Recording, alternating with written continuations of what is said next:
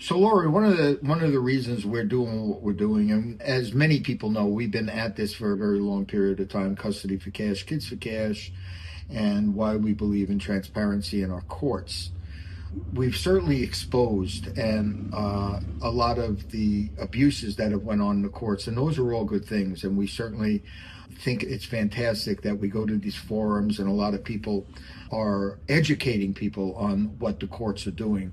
But at the end of the day, how do we really make changes? And those changes happen, in our opinion, is by putting the pressure on our representatives, the people that could make real changes through the election cycle. So what we're doing now is, after now that the primary is over with, we are setting up a template, I guess, of all our state representatives. I think we looked at 60 counties, right, in Pennsylvania. So what we're going to try to do is get a representative in each county, and those representatives will now contact their state representatives, see where they stand and see where their opponents stand. And then up to election day, we will try to get as much information out that their representatives either support transparency in our courts or they don't. So in real time, and this is why we're doing this right now, this is coming directly from Representative Flick, who I spoke with him, was actually January 30th, 2024, when I was down on the border in Nogales. He called and said, maybe we should be getting together. We have a lot in common. And that he was going to introduce a bill, cameras in courtrooms. This is just a few minutes ago.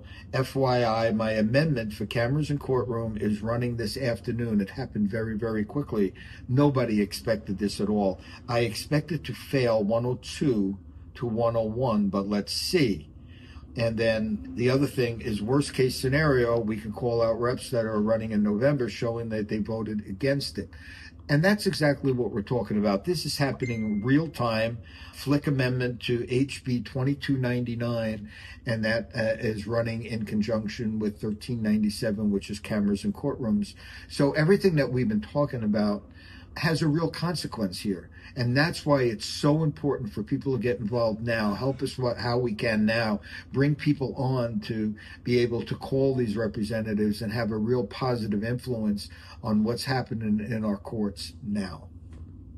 So, Lori, one of the reasons we're doing what we're doing, and as many people know, we've been at this for a very long period of time: custody for cash, kids for cash, and why we believe in transparency in our courts. We've certainly exposed and a lot of the abuses that have went